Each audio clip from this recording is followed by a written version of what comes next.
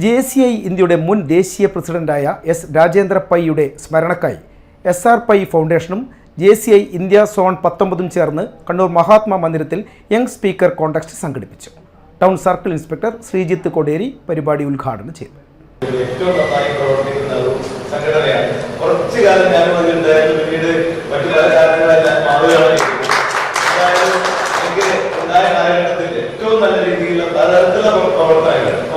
ഞാൻ ഒരു WhatsApp group ഉണ്ടായിരുന്നു. ഓരോ ആഴ്ചകളിലും ഓരോ മാസങ്ങളിലും വ്യത്യസ്തമായ വളരെ ഡിഫറൻ്റായ വളരെ ഇന്നോവേറ്റീവായ പ്രോഗ്രാമുകൾ സംഘടിപ്പിക്കുന്ന ഒരു സംഘടനയായിട്ടാണ് എനിക്ക് അറിയാൻ സാധിച്ചത്.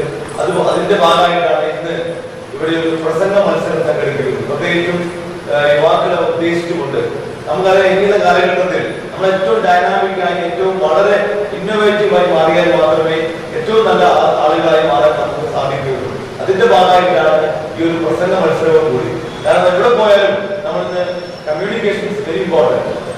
നമുക്ക് സംസാരിക്കാനും അത് പ്രകടിപ്പിക്കാനും ഒരു കഴിവ് വളരെ പ്രധാനപ്പെട്ടതാണ്. SR പൈ ഫൗണ്ടേഷന്റെ സഹകരണത്തോടെയാണ് പരിപാടി സംഘടിപ്പിച്ചത്. കണ്ണൂർ, കാസർഗോഡ്, വയനാട്, മാഹി ഉൾപ്പെടുന്ന സോണിലെ 18 മുതൽ 35 വയസ്സുവരെയുള്ളവരാണ് പ്രസംഗ മത്സരത്തിൽ പങ്കെടുക്കാനെത്തിയത്.